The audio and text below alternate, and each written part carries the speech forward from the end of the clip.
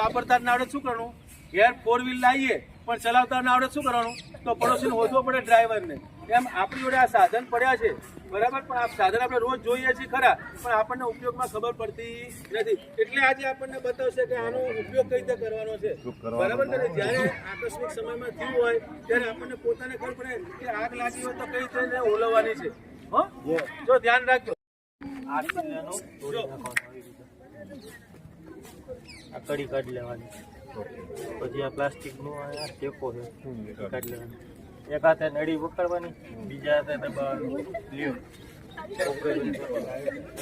Hello વાંધો નહીં, hello તમે કરો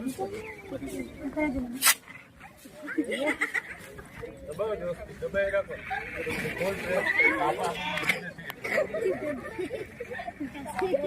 આ બધું કરેલું છે, તમને બધું જૂનું લાગે.